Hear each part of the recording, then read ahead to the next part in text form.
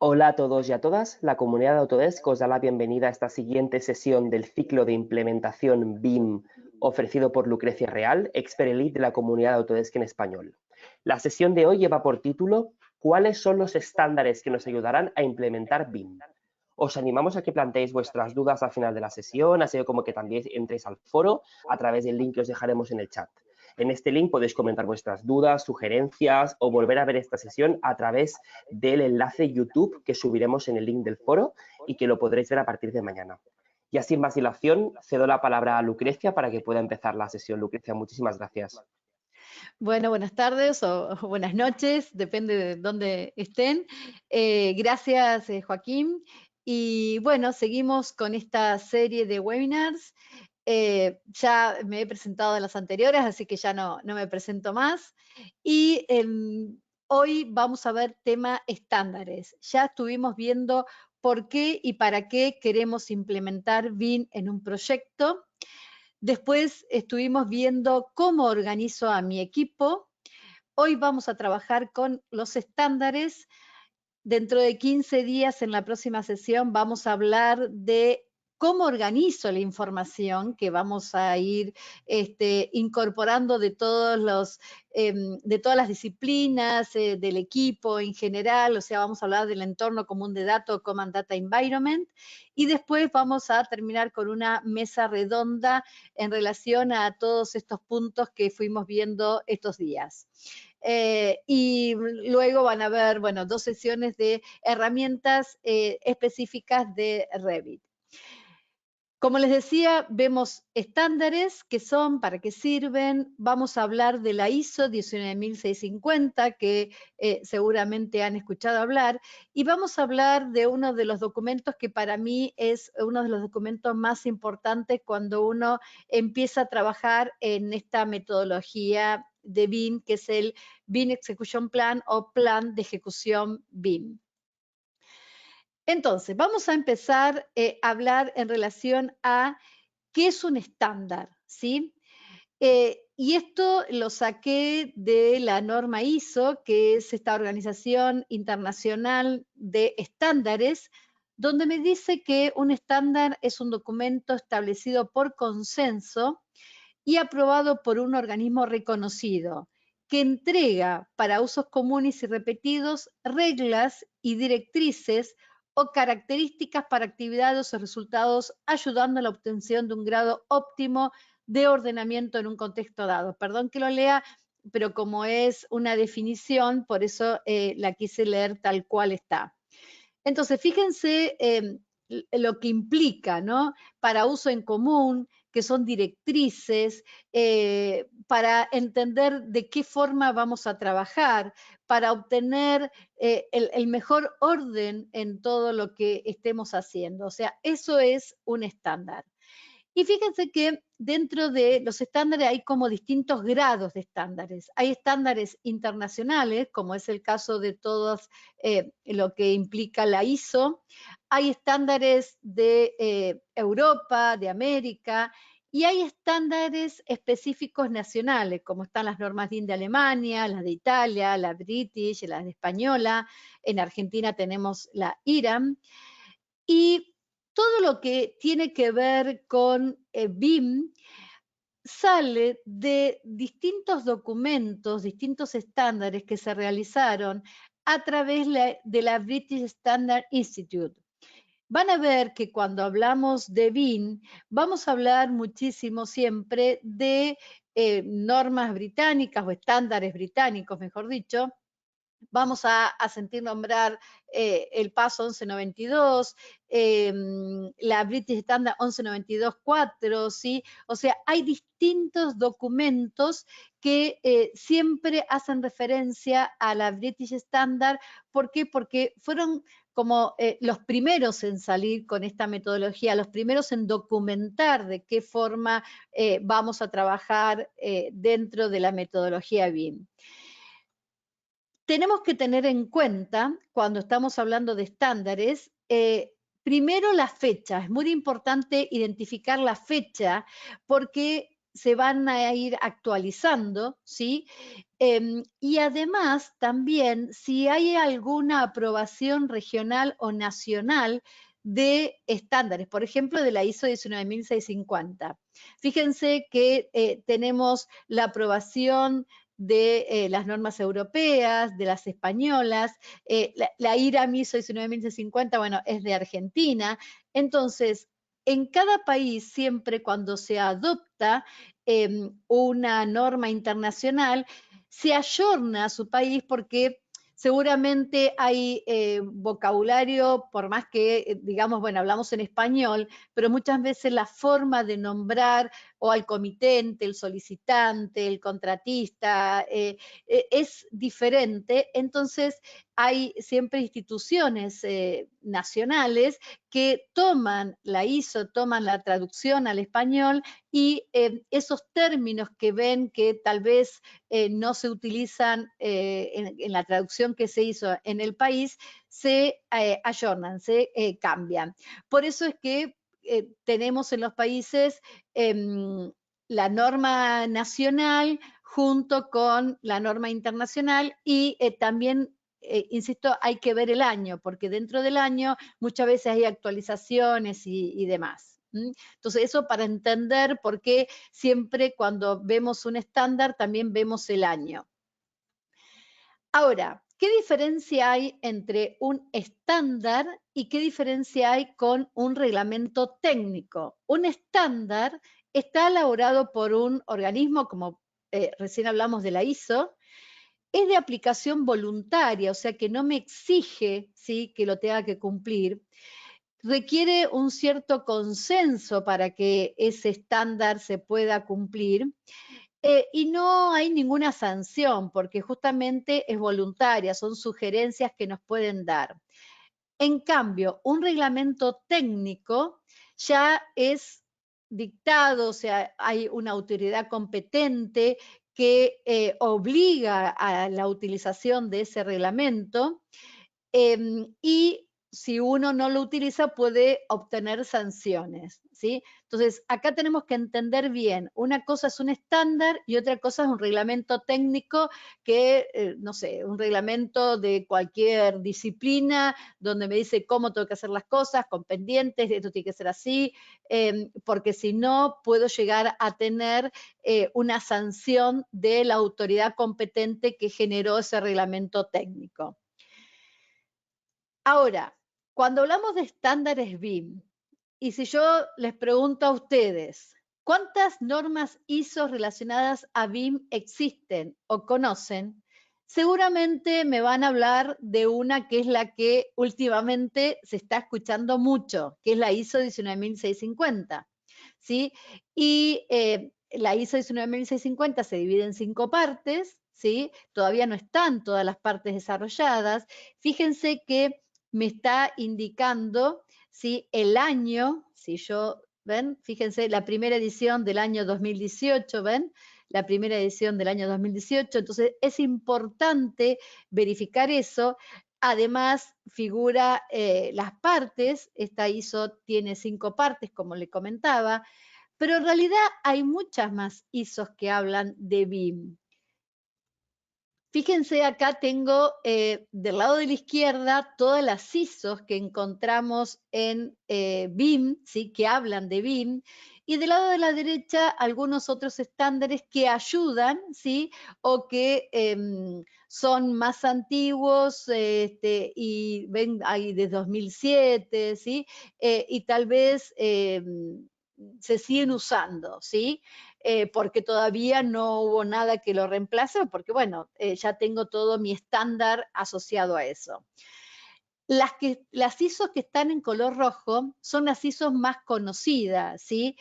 Seguramente, además de escuchar hablar de la ISO 19650, que fíjense que, perdón, fíjense que tengo acá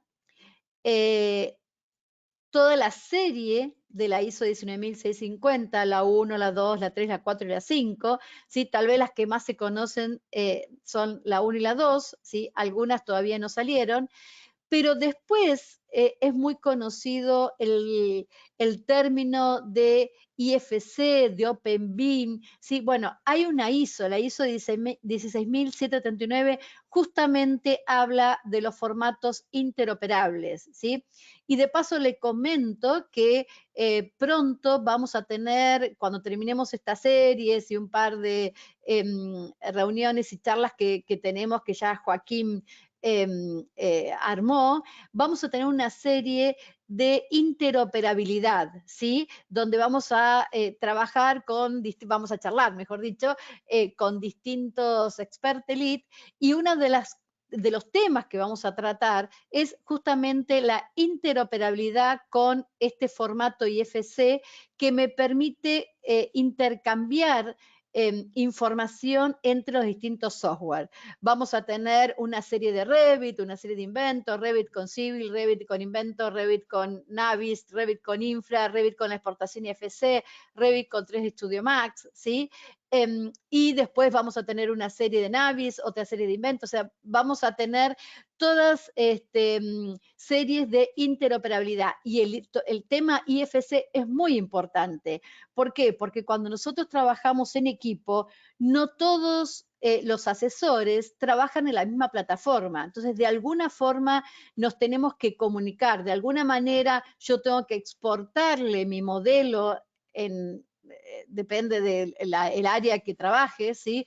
Exportarle mi modelo de Civil, de Inventor, de Revit, ¿sí? Para que mi asesor pueda levantarlo, y al revés también, cómo exporta mi asesor para que yo lo pueda levantar. Y el formato de OpenBIM, que vamos a hablar un poquito más adelante, justamente es el IFC.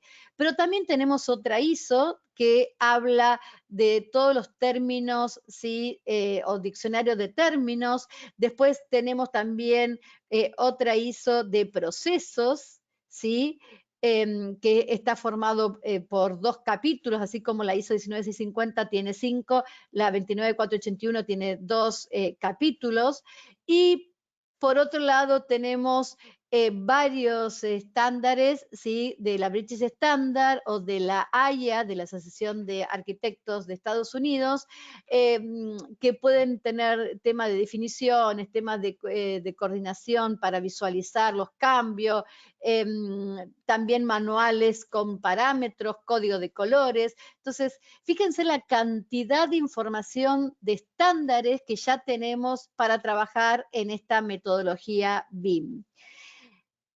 Y esto, bueno, lo tomé del Plan BIM de Chile. Plan BIM de Chile está muy bien, dentro de Latinoamérica, es el país que está mejor organizado. Tiene muchísima documentación en su página web, porque ya a nivel público en Chile se tiene que utilizar la metodología BIM. Y fíjense que en este gráfico justamente nos muestra las ISOs que se utilizan para la interoperabilidad con BIM. IFC, IDM, ¿sí? Que Information Delivery Manual, o sea, todas las normas que me muestra el flujo, los procesos que necesito para esta metodología, y el IFD, que es el tema del lenguaje, como en el diccionario que tenemos, que además uno puede buscar información en diferentes idiomas. Por eso la importancia que les decía del Open BIM, ¿sí? De esta posibilidad de trabajar con estándares abiertos y neutrales. Todos los software con los que trabajamos importan y exportan en este formato, ¿sí? ¿Y para qué se utiliza? Para justamente trabajar de una manera colaborativa, para poder ver el acceso a todos los datos a través de todos nuestros asesores que trabajan con nosotros. Ahora, vamos a hablar un poquito ya de la ISO 19650. Entonces, como viene de la ISO, justamente es un estándar internacional que se puede aplicar en cualquier mercado. Este estándar, perdón, me permite justamente tener reglas, formas en que tengo que trabajar, de qué manera me organizo, qué cosas tengo que tener en cuenta. Y de esta manera todos hablamos un lenguaje en común. Entonces, lo más importante que tenemos que tener en cuenta que cuando nosotros estamos con la ISO, estamos hablando todos el mismo lenguaje y me facilita la transferencia de esa información con todos los personajes que están involucrados, con el cliente, con la contratista, con el gestor, con mi asesor técnico de una especialidad, ¿sí? Todos necesitamos entender de qué se trata.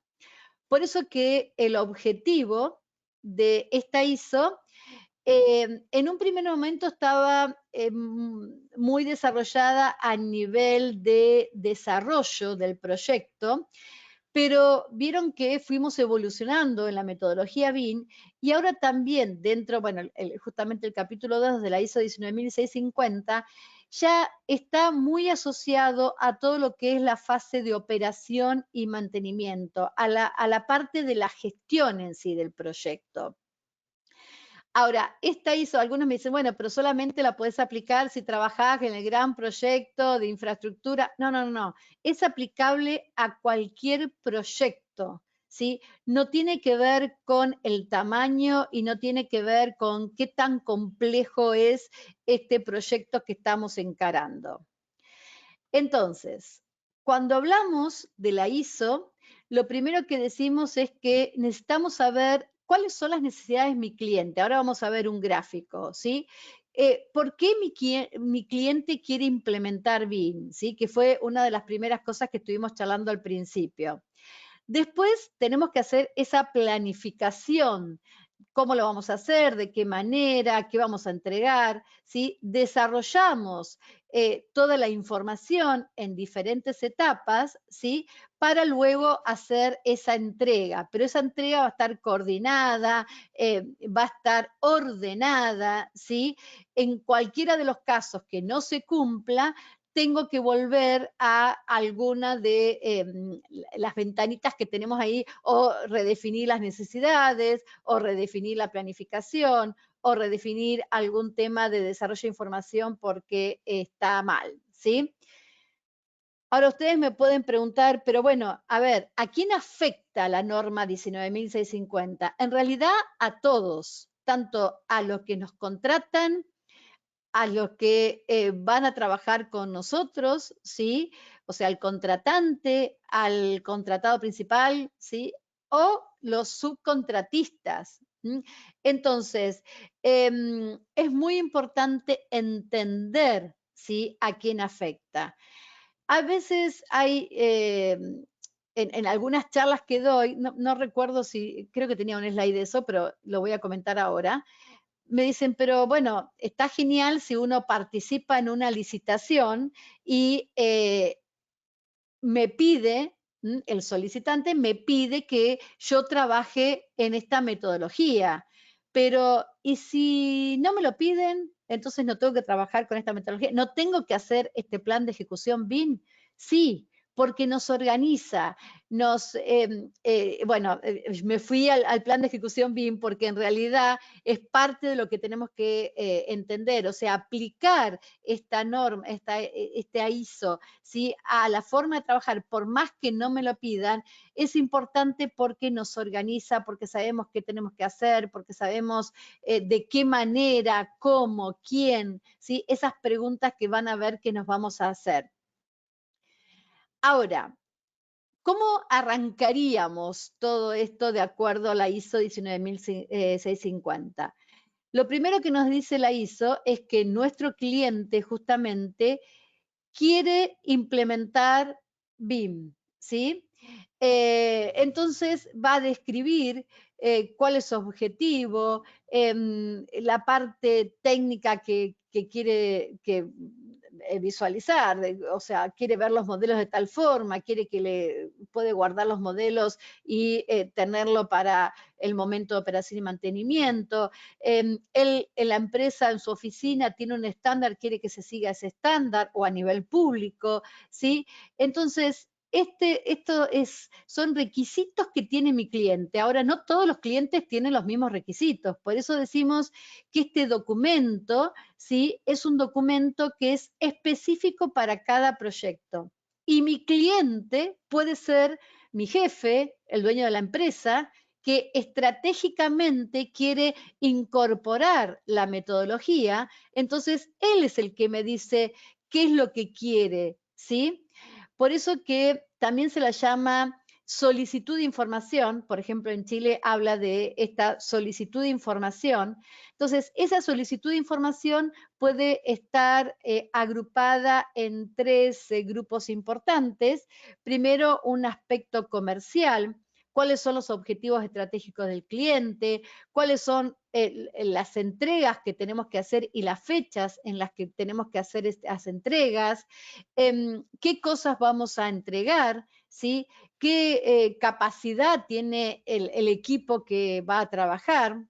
Por otro lado, tenemos una información de gestión, que esto es muy importante, porque acá empezamos a ver cuáles son los estándares con los que voy a trabajar, cuáles son los roles y responsabilidades, voy a planificar el trabajo que tengo que hacer, voy a ver si están los modelos coordinados y si tengo que hacer un chequeo de interferencia, bueno, voy a definir el proceso para generar ese chequeo de interferencia y ver los resultados y ver quién es el que tiene que levantar esa información que hay que modificar. Voy a ver de qué manera voy a controlar la seguridad de la información que tengo, cómo va a ser el versionado de la documentación que estoy haciendo. Además, ¿qué pasa con la forma de trabajar? El sistema que tengo es correcto, se me filtra información, tengo información que no es la última, entonces de repente tengo errores en la hora porque no estoy trabajando con la última información. Además, siempre hay que chequear que todo eso se cumpla, ¿sí? Y que, bueno, se entregue lo que se solicitó. Por otro lado, hay una parte, ¿sí?, de esta información que es información técnica, ¿sí? Un grupo de información técnica, que es cuál es la plataforma que vamos a utilizar para guardar esta información, que es parte de lo que vamos a ver la semana que viene, cuál es el formato que tienen mis modelos y de qué manera voy a hacer ese intercambio, ¿sí? Si lo vamos a trabajar con OpenBIM, con IFC, con los modelos nativos, ¿sí? Fundamental, ¿cuáles son las coordenadas? Porque si yo estoy trabajando con diferentes equipos, con distintas disciplinas y no coinciden las coordenadas, yo no quiero mover a mano después los modelos cuando generemos este modelo federado, ¿sí? Tiene que caer en forma automática en el lugar correcto. Los niveles de información. Puede pasar también que estoy recién arrancando una planificación y de repente hice toda una documentación terrible y era para un modelo conceptual, para una factibilidad. Entonces, se justifica, ¿sí?, haber perdido horas, después haber perdido también tiempo en desarrollarlo, ¿sí? Porque tengo que pensarlo y demás, para algo que tal vez era una factibilidad, un modelo conceptual. ¿Sí? Pierdo horas en generarlo y pierdo horas en corregirlo para que la documentación que tengo que entregar para una factibilidad sea correcta. ¿Sí? Entonces, es muy importante, ¿sí?, además de saber para qué quiero implementar BIM, es cuál es el nivel de información. Ojo que estoy hablando de nivel de información, ¿sí? O sea, aquella información no geométrica que le incorporo a los modelos, ¿sí?, para poder relacionarme con cómputo, con presupuesto, con la línea de tiempo que voy a hacer, con la operación y mantenimiento. Siempre hablamos de que BIM, la parte más importante es la I, justamente es la información que le voy a incorporar. Y después la ISO 19652 habla ya más el tema del desarrollo, la gestión de justamente estas dos etapas que tenemos. Llama a el modelo de la fase de desarrollo PIM, porque viene del Project Information Model, y habla del modelo en la etapa de operación y mantenimiento de AIM Asset Information Model, ¿sí? Entonces, acá justamente nos habla, y fíjense que en todas estas nuevos estándares nos están hablando muchísimo del tema de operación y mantenimiento, porque cuando empezamos a modelar, nosotros tenemos que saber hasta dónde queremos llegar. Eso lo hablamos en la primera reunión. Hasta dónde queremos llegar para poder saber de qué manera voy a modelar, ¿sí? Y vuelvo a los gráficos del Plan BIM Chile, que están muy bien, les agradezco porque la verdad que son excelentes y muy claros, y los invito a entrar a la página del Plan BIM Chile porque son muy claros los gráficos. Y acá me muestra, por ejemplo, la forma en que trabajaríamos en una licitación, ¿sí? Con un pedido de BIM. Generalmente cuando uno va a una licitación, el solicitante, ¿sí? Me pide información de cómo voy a trabajar y además él entrega esa solicitud de requerimiento. ¿Qué quiere? ¿Sí? ¿Qué quiere hacer? Tanto que me va a hablar del proyecto, de su programa, ¿sí? Bueno, si es un edificio de vivienda, que un edificio de vivienda en este lugar, que tenga viviendas de 1 o 2 dormitorios, si es un proyecto de infraestructura, bueno, tengo que hacer esta ruta, que pase por acá, hay que considerar estos puntos, ¿sí? O sea, me va a dar su solicitud de información. A partir de eso, ¿sí? Saca la licitación con esos datos. Todos los que se van a presentar, todos los oferentes, tienen que responder de alguna manera para indicar cómo van a tomar en cuenta esa solicitud que me está pidiendo mi cliente, ¿sí? O mi futuro cliente. Entonces, para eso se genera un documento que se llama justamente el Plan de Ejecución BIM precontrato, ¿sí? Porque acá todavía no nos contrataron. Estamos todos los oferentes, ¿sí? Respondiendo de alguna manera de qué manera vamos a trabajar, cuáles son los usos que él me pide y cómo vamos a dar respuesta, cuál es el equipo con el que cuento, cuál es el software, la tecnología, máquinas que cuento, ¿sí? Cómo vamos a hacer las entregas, cómo vamos a hacer las reuniones de coordinación. Bueno, después vamos a ver bien en detalle lo que implica un plan de ejecución BIM. Una vez que el solicitante, ¿sí? Recibe toda la documentación de los que se presentaron, ¿sí? Bueno, va a seleccionar a un equipo y los va a contratar, ¿sí? Entonces, a partir de ese momento del contrato, todos los que están involucrados van a empezar a desarrollar el plan de ejecución BIM definitivo. ¿Por qué? Porque no solamente va a depender este documento, este plan de ejecución BIM con respecto a el desarrollo de la parte de diseño, sino que tengo que ver, bueno, a ver, ¿quién va a ser el programa de obra? ¿Quién va a hacer la gestión? ¿Quién va a ser el constructor? ¿Qué necesita el constructor? ¿Sí? Entonces, de esa forma se genera este documento una vez que ya estamos el contrato. Sería el plan de ejecución BIM post-contrato. Por eso, cualquier duda, cualquier pregunta, por favor, al chat y después Joaquín me las hace sin inconveniente, ¿sí? Entonces, dentro de este plan de ejecución BIM, que es el que nos ordena la forma de trabajar dentro de BIM, ¿sí? Siempre digo que si no hay orden, no hay BIM. Tenemos que ser muy ordenados.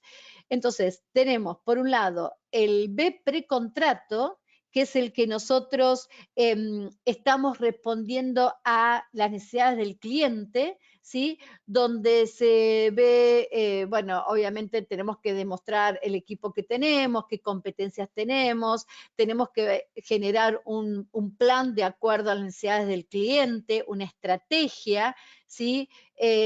Indicar las capacidades, si hemos trabajado con esta metodología en un proyecto similar, bueno, mostrar el proyecto, contar cuál es la experiencia que tenemos.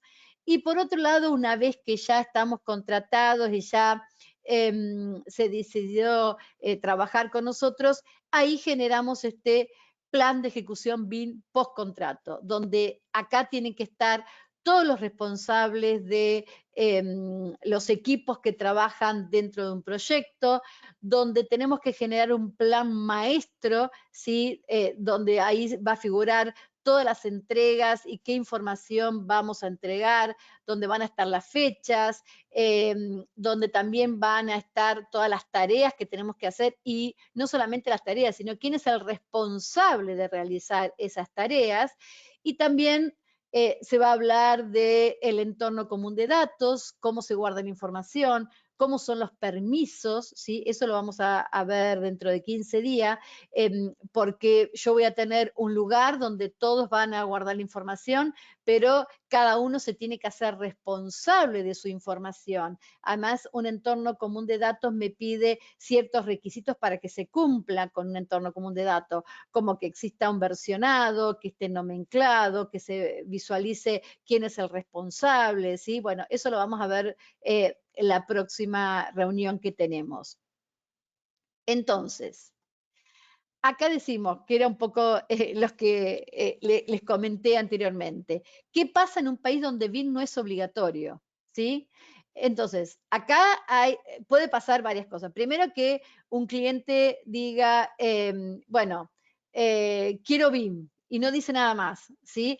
¿Por qué? Porque no sabe de qué se trata, él sabe que es una metodología nueva, sabe que es una forma de trabajar mucho más coordinada, pero no sabe cómo pedirlo y ni sabe cómo hacerlo. Entonces, en ese caso, tenemos que ayudarlo a que interprete qué es este documento que nos va a organizar y a él le va a ayudar para saber cuáles son los pasos, las entregas, de qué manera trabajamos y demás. Ahora, si directamente mi cliente ni siquiera me pide la metodología, ¿sí? Bueno, eso nos va a servir para trabajar en el equipo, porque como les decía, estratégicamente capaz que queremos tener ese plus en relación a otros equipos y a partir de ahí queremos empezar a trabajar con esta metodología. Entonces, el cliente puede ser, como les decía antes, el jefe, el dueño de la empresa, ¿sí? Nosotros mismos, que decimos, no, no, bueno, quiero dar este plus a mis clientes, entonces de esta manera me voy a organizar. Y lo que tiene de bueno también, que cuando uno tiene este documento, este plan de ejecución BIM, donde obviamente no es siempre para todos los proyectos, porque hoy me encargan una vivienda, mañana me encargan hacer una refacción, después me encargan hacer un edificio de oficina. Entonces, ese plan de ejecución BIM no es siempre igual, porque las propiedades, o sea, el proyecto va a tener distintas características, porque tal vez los equipos son diferentes, porque los roles son diferentes, porque los usos pueden ser diferentes. Entonces, nosotros vamos a tener una plantilla, siempre les digo a los equipos de trabajo, generen sus plantillas, ¿sí? Armen una plantilla y a partir de esa plantilla, obviamente, después la tengo que personalizar. De cualquier manera, no es lo mismo hacer una plantilla para una empresa que se dedica a rutas que hacer una plantilla para una empresa que se dedica a hacer oficinas, ¿sí? ¿Por qué? Porque van a interactuar con otros software, con otras formas de interoperabilidad, ¿sí? Entonces, por eso que no es siempre un solo plan de ejecución BIM. Tenemos que generar una plantilla y a partir de esa plantilla armar el plan de ejecución BIM específico, ¿sí? Para un proyecto. Y este documento es un documento vivo, ¿Por qué? Porque cambia, porque va incorporándose datos, va incorporándose procesos. Por ejemplo, vamos a poner un caso. En este momento salieron todas las versiones 2023. Supónganse que yo estoy trabajando en un proyecto que viene trabajando en 2022, ¿sí? O 2021, vamos a hacerlo más viejo, ¿sí? 2021. Pero veo que hay muchas actualizaciones que tiene la versión nueva, ¿sí? Que me sirven para mi proyecto y todavía es un proyecto grande y todavía tengo 2 años por delante. Entonces, voy a trabajar 2 años por delante con la versión 2021, que ya como que tiene 2 años atrasado. Entonces, en ese caso digo, no, uy, y acá hay un montón de herramientas nuevas para trabajar con todo lo que es armadura y yo justamente necesito eso porque si no lo tengo que hacer de otra manera y esta forma es más fácil. Entonces, tengo que generar un proceso para decir, bueno, a ver, tengo archivos linkeados en otras versiones. Vieron que si yo lo abro en una versión nueva, me dice que lo actualiza. Pero eso no es una buena práctica. Entonces, ¿qué debería hacer? Desvincular los modelos, actualizarlos a la nueva versión y volverlos a vincular. Entonces, eso que tengo que hacer es un proceso nuevo donde alguien se tiene que hacer responsable de esa tarea, tiene que verificar que en ese momento que está desvinculándolo, cambiándolo y subiendo al servidor, a la red, a la nube, donde sea, no haya gente trabajando. Entonces, ese proceso tenemos que incorporarlo dentro de este plan de ejecución BIM. Por eso se dice que este plan de ejecución BIM es un documento activo, ¿sí? Y un documento vivo, ¿sí? ¿Por qué? Porque se va actualizando, se va modificando. Entonces, viene una persona nueva al equipo y yo le entrego el plan de ejecución BIM, ¿sí? Le entrego los datos del proyecto que lo vea y ya sabe de qué manera tiene que trabajar. Por eso que el objetivo del BEP es generar un documento para estandarizar los procesos, optimizar las tareas, comprender los roles y las responsabilidades de cada participante, ¿sí? Dice, bueno, tener una planificación en todas las fases del proyecto que satisfaga las necesidades del cliente. Este es el objetivo fundamental de tener este documento que para mí es muy importante, ¿sí? Ahora, ¿quién define un BEP? Como les decía, tiene que haber representante de todos los equipos que están involucrados en el proyecto en cualquier fase, ¿sí? Tanto el cliente, la gerenciadora, el coordinador de proyecto, la constructora, el diseñador, siempre tiene que haber responsables miembros de cada uno de los equipos. Ahora, siempre hay alguien que por ahí el que está más actualizado, el que sabe cómo generarlo, cómo armarlo. Bueno, para eso decimos siempre tiene que haber un BIM champion, ¿sí? Alguien que empuje y que verifique que se cumpla también, porque obviamente una de las cosas que vamos a tener en cuenta cuando nosotros trabajamos con este plan de ejecución BIM es cómo hacemos el chequeo y el control de calidad. Si no estamos generando un documento que es muy importante de la forma de trabajar y no lo estamos tomando en cuenta, ¿sí? Porque no hacemos un control de calidad de ese documento, de la aplicación de ese documento. Entonces, ¿por qué es importante? Por todo lo que venimos diciendo, porque da respuesta primero a los requisitos del cliente. O sea, mi cliente me pidió una cierta cantidad de usos y yo le cuento, le muestro de qué manera voy a cumplir con esos usos. Porque permite saber que todos los que intervienen adentro de este proyecto saben qué tienen que hacer y de qué forma lo tienen que hacer, ¿sí? Porque ya tenemos objetivos claves en cada etapa del proyecto. Entonces, vamos a ver ahora cuál es el contenido que tiene este plan de ejecución BIM. Lo primero que se hace en este documento, en este plan de ejecución BIM, es justamente definir qué es, para qué sirve, ¿sí? cuál es el objetivo, un poco lo que estamos hablando. A partir de ahí se habla de la información del proyecto. Quién es el propietario, el nombre del proyecto, la ubicación, la descripción, características del proyecto, requisitos del proyecto, porque como dijimos, no son todos los proyectos iguales, entonces es necesario entender de la información. Luego, los contactos claves, ¿sí? ¿Quién es el responsable del lado del propietario? ¿Quién es el responsable del lado del diseñador? Seguramente el propietario, si no entiende esta metodología, contrate a alguien que esté de su lado para verificar que todo lo que le prometemos se cumpla, ¿sí? Puede pasar eso. Bueno, contratistas, fabricantes, perdón, proveedores. Luego tenemos que tener en cuenta lo que vimos en la primera clase. ¿Cuáles son nuestros objetivos? ¿Cuáles son nuestros usos? ¿Sí? Para, perdón, listar, ¿sí? Todos estos objetivos y generar los procedimientos.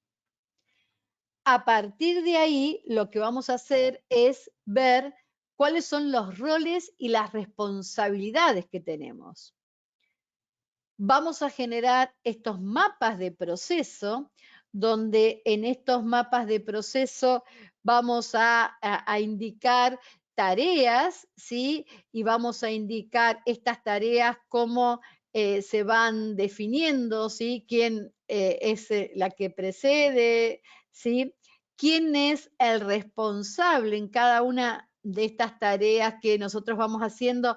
En la parte de abajo, generalmente uno pone quién es el responsable de hacer esa tarea y esa tarea va a tener documentación que llega, ¿sí? Por ejemplo, empezamos un proyecto, lo primero que vamos a tener es, bueno, las necesidades del cliente, el programa para generar esto. Bueno, mi cliente me pide que tengo que hacer un puente que cruce tal arroyo, que va de tal lado a tal lado, que necesita que tenga tantas manos, que el acceso al puente sea de tal manera, ¿sí?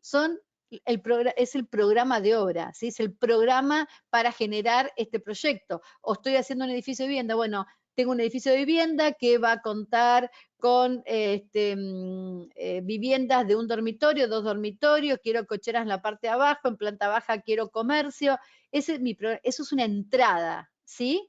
A partir de ahí, ¿sí? Vamos a ir desarrollando, vamos a tener muchas veces consulta. Estas consultas van a ir por un sí a una tarea y por un no a otra tarea, ¿sí? Entonces, acá, si es no o sí, ¿qué va a pasar? Y es posible que ahí tenga que volver a acceder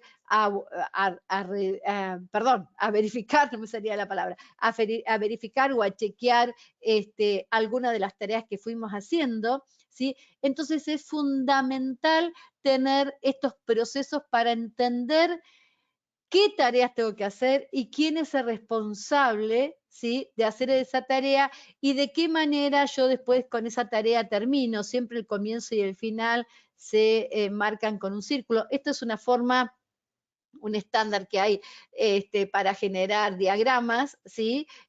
Hay otros que son en forma vertical, ¿sí? Bueno, este es horizontal y se suele utilizar mucho.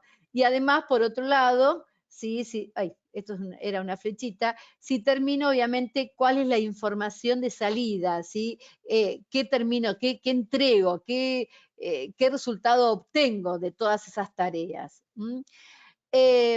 Luego el tema de intercambio de información. ¿Cómo vamos a trabajar? ¿De qué manera? Este tema de la interoperabilidad que le estaba contando. Estas charlas que vamos a hacer en próximas sesiones con distintos actores y distintas herramientas, ¿sí? Entonces, ese intercambio de información con las distintas disciplinas, bueno, arranco con Revit, que es el que manejo, con Revit, con Civil, con Inventor, con Navis, con Infra, con uno que no tiene ninguna software de nuestra plataforma, con IFC, para trabajar en este Open BIM que estamos hablando, ¿sí? Que es tan importante. Entonces, ahí en el plan de ejecución BIM tenemos que empezar a analizar y ver y hablar con nuestros asesores para ver cuál es el software que maneja, de qué manera nos puede pasar esa información y nosotros de qué manera le vamos a pasar esa información. Y no solamente la forma en la transferencia de datos, sino hasta dónde vamos a modelar o hasta qué información le vamos a entregar. Perdón.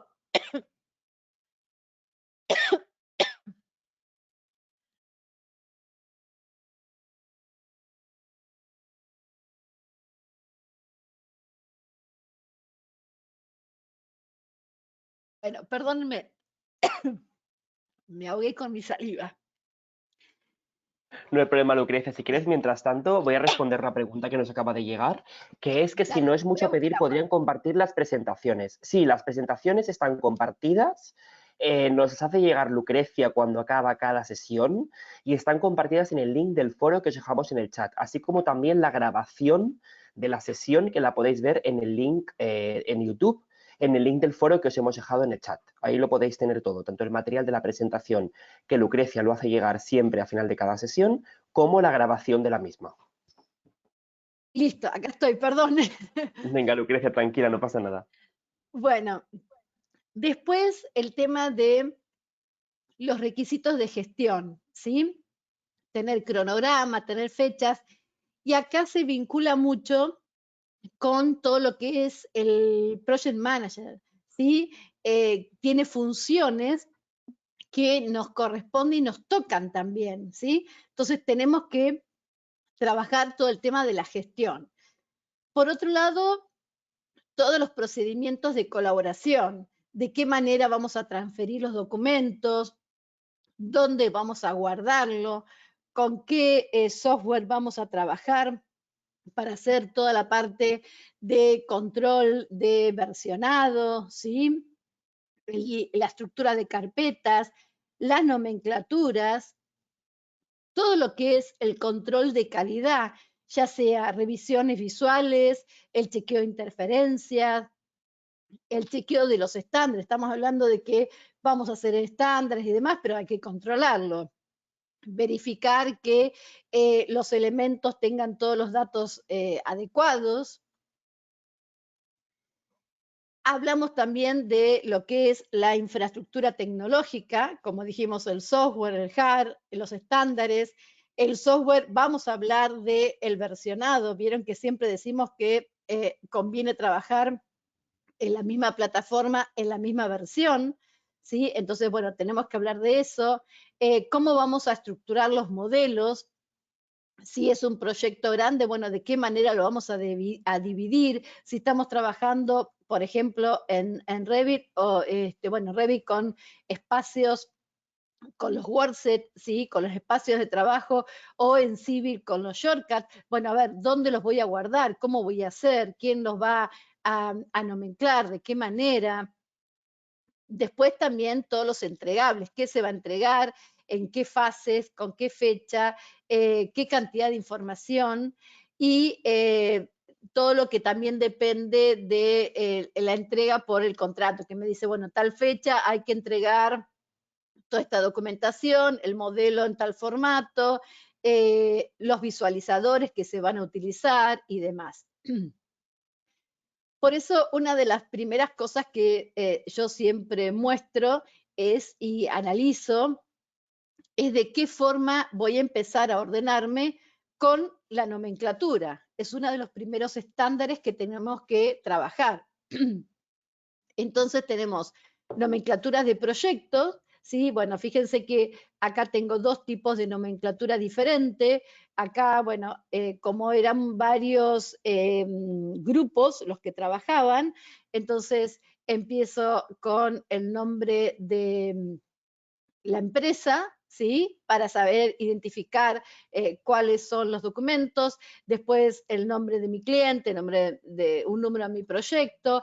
Por otro lado, en otro lugar quisieron ver, como este era un organismo público, empezaron a hablar de las entidades, el año, la tipología de proyecto y la identificación del proyecto en forma particular, y se generan procesos para saber cómo trabajo, ¿sí? Acá, por ejemplo, aparece un cliente o una posibilidad de negocio, es un cliente nuevo, sí, sí, entonces tengo que asignarle un código de cliente, después le asigno un código de proyecto momentáneo, ¿sí? Si no, bueno, entonces tomo el número del cliente que existía, a partir de ahí se acepta la propuesta, porque hasta ahora es una propuesta, se acepta la propuesta, entonces ya le coloco un nombre al proyecto, depende del tipo de proyecto que es, tiene una codificación, otra codificación, y acá ya terminaría el proceso de registro cliente-proyecto.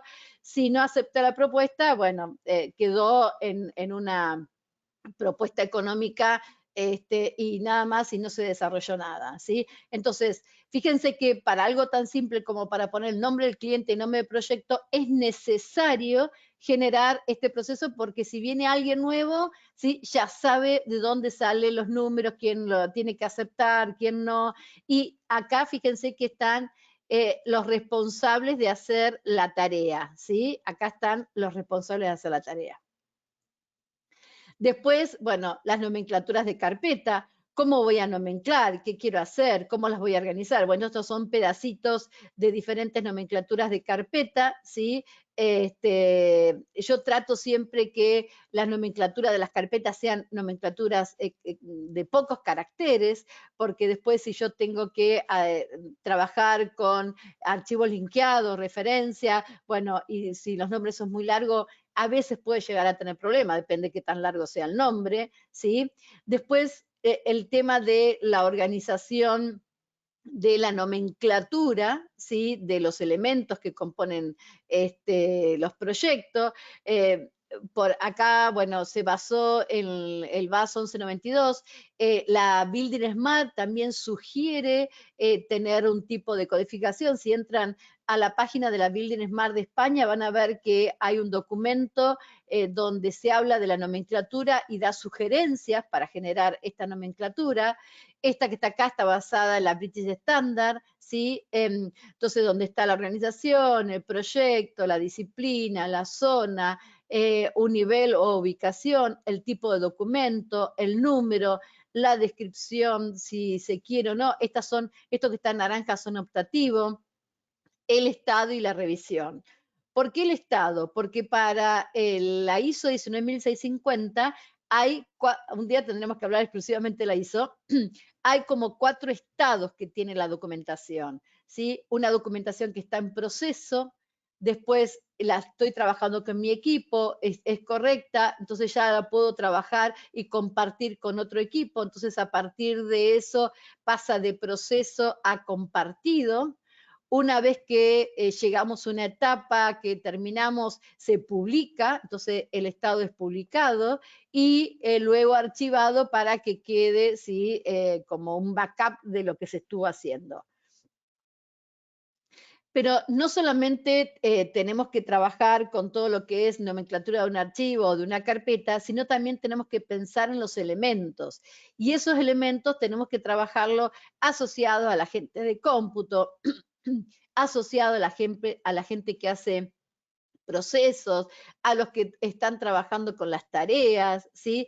Fíjense que desde esto en alguna de las charlas que he dado para la comunidad lo he mostrado, ¿sí? Yo acá tengo una codificación, que esta codificación pertenece a una puerta y esa codificación que es 1232, fíjense que está acá, entonces si yo saco el cómputo, ¿sí? Esto es el itemizado que tiene la gente que hace el cómputo, entonces está totalmente asociado, ¿sí? Entonces yo si le saco la cantidad de puertas, que por otro lado esta puerta tiene una codificación interna, o sea que yo puedo trabajar con más de una codificación. Fíjense que acá tengo una codificación interna para decirle, bueno, cómo se le raje, cómo es la mano de abrir, cómo es el marco, la cerradura y demás, ¿sí? Pero esa tiene también la codificación que utilizan para la contabilidad y si necesito algún otro tipo de codificación para fabricación y demás, también lo puedo colocar.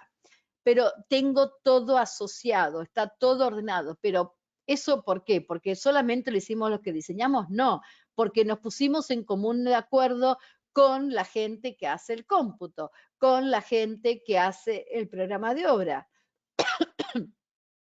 Fíjense en los materiales lo mismo. Yo estoy trabajando con un muro que está compuesto por distintos materiales.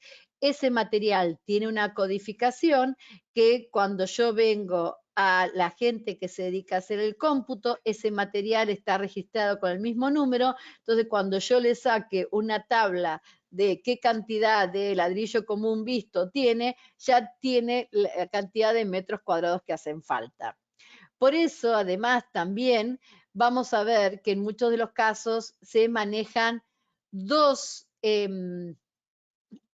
opciones, en realidad, dos conceptos, ¿sí? Uno es el nivel de desarrollo, que está más enfocado a la parte de geometría, y otro es el nivel de información que tienen los elementos, y a partir de ahí, ahora ya se habla no de LOD ni de LOI, sino de LOIN, que es el nivel de información necesario, ¿sí?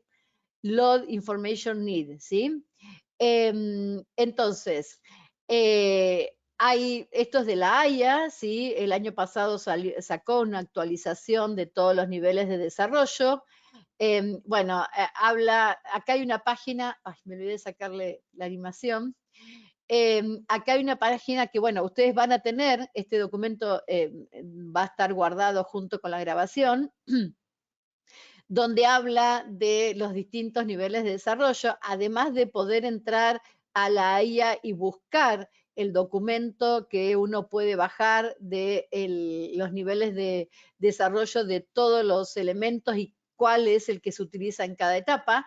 ¿Sí? Fíjense que, bueno, primero habla del 00, que pocas veces lo sentí nombrar, por eso me pareció correcto, porque en realidad es contar con el lugar, ¿sí? Saber dónde se va a hacer, cuál es la ubicación.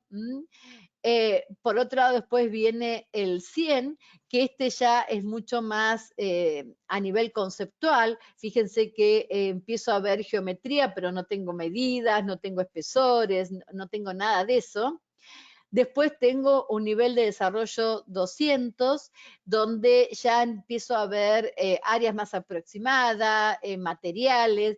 Ahora, una cosa ya quiero aclararles porque seguramente alguno que me está escuchando me va a decir que no es así y es correcto. Yo no puedo decir que todo mi modelo esté en un nivel de desarrollo 200, 300, lo que sea.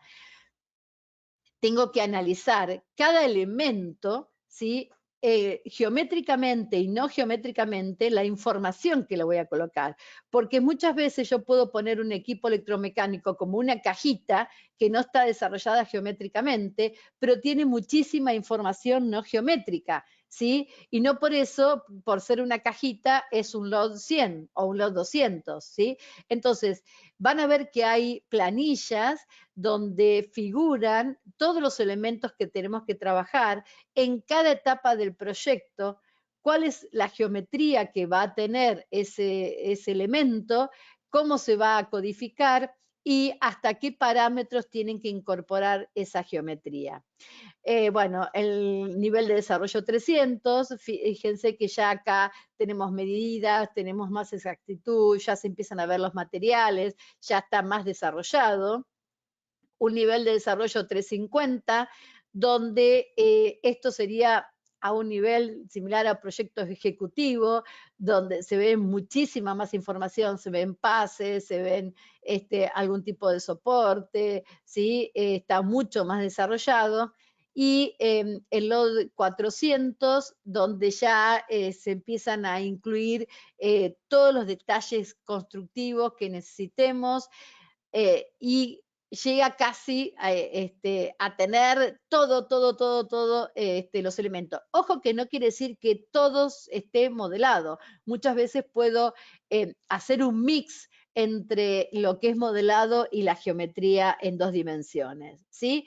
Y cuando llegamos a hablar de nivel LOD 500, es justamente el modelo tal cual se construyó, modelo conforme a obra, donde acá tiene que tener toda la información exacta, ¿sí? Si este equipo que tenemos acá, en algún momento, ¿sí? Este equipo que está acá, en algún momento yo lo había generado y había puesto que era solamente una cajita y ahora me doy cuenta que tiene ese soporte, no sé qué será la parte de abajo, bueno, eso tiene que figurar de alguna manera, ¿sí? Dentro de la información que yo tengo para después hacer este mantenimiento y esta operación.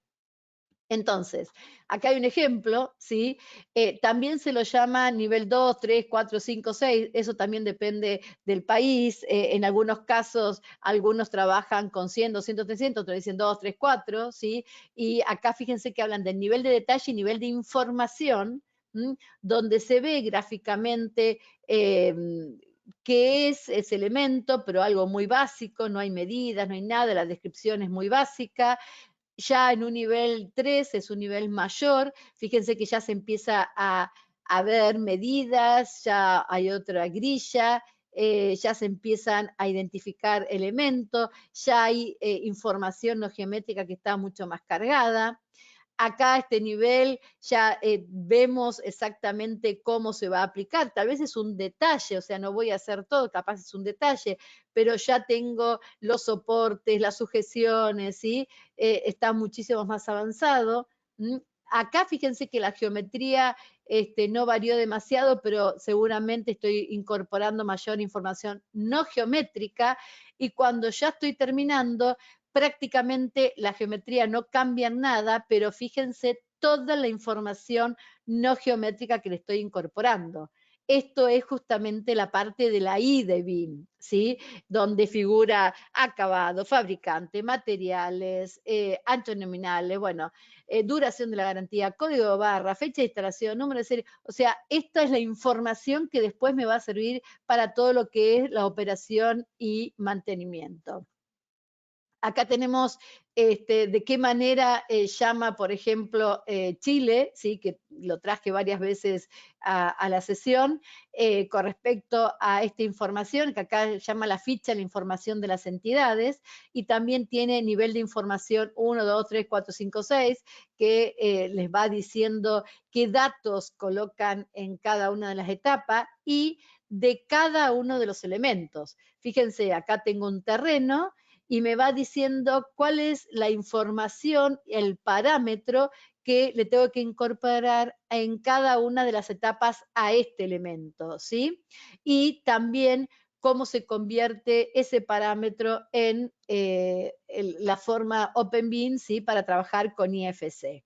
Acá ven, van teniendo los distintos niveles de información, nivel 2, 3, 4, ¿sí? Va creciendo, y qué cosas son necesarias desarrollar para el terreno, solamente agarré el terreno. Fíjense en la última, la cantidad de parámetros que tiene, ¿sí? Para poder cumplir. Bueno, esto era un poquito el manejo de estándares que quería ver con ustedes, el tema de la ISO 19650, el tema del plan de ejecución BIM y por ahora esperamos la próxima, que es donde vamos a decir, bueno, toda esta información, ¿dónde la vamos a guardar? ¿De qué manera la vamos a guardar? Y vamos a ver ejemplos de entornos común de datos, Command Data Environment. Entonces, de mi parte, les agradezco por haber estado. No sé si hay alguna consulta, Joaquín. Pues sí, Lucrecia, muchísimas gracias por la sesión. Tenemos una consulta que nos comentan. Me ha llamado la atención el punto de procedimiento de selección de nuevos miembros del equipo. ¿Qué recomendaciones ofrecerías al respecto? De Gilberto Granados. Sí, Gilberto, el que yo mostré el proceso no es para tomar equipo, ¿sí? Sino era para incorporar el código del cliente y el código del el proyecto. Pero de cualquier manera, una de las cosas fundamentales cuando uno trabaja en esta metodología es interiorizarse cuál es la capacidad que tenemos para incorporar o que tiene la persona que queremos incorporar al equipo. Y ver en qué rol se desempeña, no me sale la palabra, podría trabajar mejor, ¿sí? Más fácilmente, no me sale la palabra.